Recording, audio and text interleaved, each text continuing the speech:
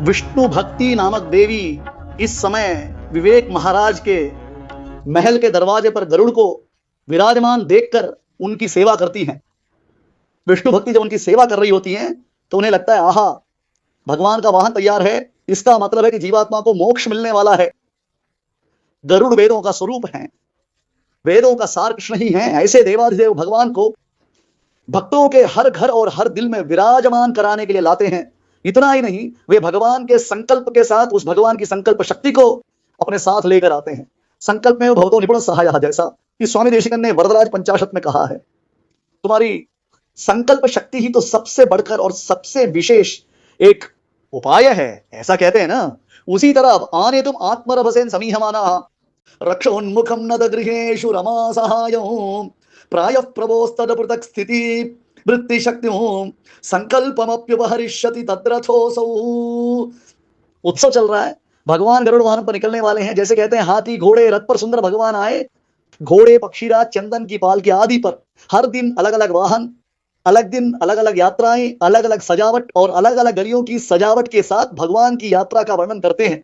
ऐसे देवाधिराज के वाहन पक्षीराज अब विवेक महाराज के महल के दरवाजे पर हैं। संकल्प सूर्योदय के 10वें अंक में जीवात्मा के लिए मोक्ष समीप है। इस स्थान पर स्वामी देशिकन कहते हैं आने तुम आत्मरभसेन समीहमाना।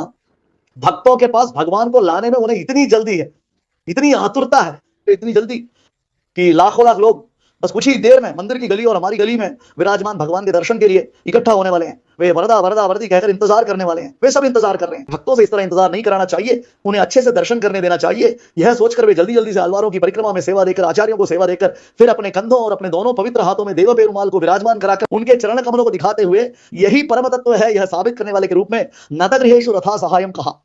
जो भी भक्त सेवा करते हैं उन सभी के घरों में भगवान को विराजमान कराते हैं। आज पिल्लयार पालयम के रास्ते से भगवान निकलने वाले हैं। पुराने जमाने में उसे अलवार गरुड़ नानक पुदिर आलमेल पल्लक्कू मुरंगे गली कहते थे। उसी तरह जो भी वर्धन की सेवा करते हैं उन सभी के भवन में भगवान को विराजमान कराते हुए जाते हैं। प्राय प्रबोधत पृथक स्थिति वृत्ति शक्ति, केवल सेवा ही नहीं देते, सभी को वर्धन की कृपा मिलने वाली है। यह स्वयं वेद स्वरूप है। नेत्र गायत्री मुझे त्रिवृत्ति दिशिरः नामधेयं युधुंषि, इस तरह ये स्वयं वेद स्वरूप है। वे वेदात्मा वेगेश्वरा है और वे भगवान वेदों द्वारा जानने योग्य हैं। अब वे एक अलग पुरुष के रूप में एक अलग तरह के वरदान के साथ विराजमान होकर पूरी दुनिया को यह बताने का एक विशेष अवसर है, ऐसा स्वामी संकल्प सूर्योदय में कहते हैं। वहां विवेक महाराज के महल के दरवाजे पर गरुड़ तैयार खड़े हैं। देशिकन दिखाते हैं कि भगवान की सवारी निकलने वाली है। यहाँ देव पेरुमाल के मंदिर में हमारे लिए विवेक महाराज कौन है? स्वामी देशिकन ही तो हैं।